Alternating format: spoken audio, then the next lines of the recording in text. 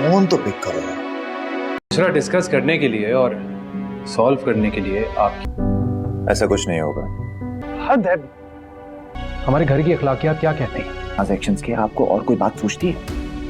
Drama serial तेरे जाने के बाद के आने वाले एपिसोड में आप देखेंगे कि अशर इस तरह से सजल से सवाल पूछेगा। उसे शक होने लगेगा कि कहीं अशर को इस बात का मालूम तो नहीं लग गया कि वो उमैर को पसंद करती थी। इसी बात को लेकर वो जब परेशान हो जाएगी तो अशर उसे कहेगा कि क्या हुआ है, तुम इतनी परेशान क्यों हो, मैं तो सिर्फ ये पूछ रहा था कि फरीन ने तुमसे क्या बात की थी। तो वो उसे कहेगी कि फरीन असल में ये कह रही थी कि वो हमारे से शादी नहीं करना चाहती, वो चाह रही है कि उसकी शादी वहाँ पर हो जहाँ वो चाहती है।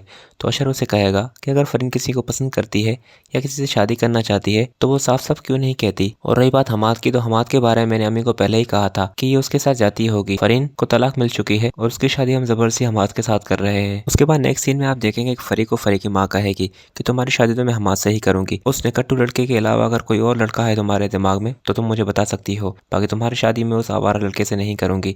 तुम खुद तो बर्बाद होगी और हम सबको भी करोगी। उस लड़के के पास कुछ भी नहीं है, वो तुम्हें सिर्फ बेवकूफ बना रहा है। तो वो उसे कहेगी कि आप नहीं समझ रही, वो बहुत अमीर लड़का है। और फिर यहाँ पर वो उसे कहेगी कि सब बातें छोड़े, मुझे एक बात मालूम लगी है, उमैर और सजल एक दूसरे को पसंद करते थे। अब इसी बात का फायदा उठाते हुए हम सजल को भाई की जिंदगी से दूर कर सकते हैं। जिस पर फरी की माँ उसे कहेगी कि ये बात तुम्हें किसने बताई। तो वो उसे कहेगी कि मैंने ये बात सजल के मुंह से ही सुन ली है जब वो फोन पर उमैर से बात कर रही थी।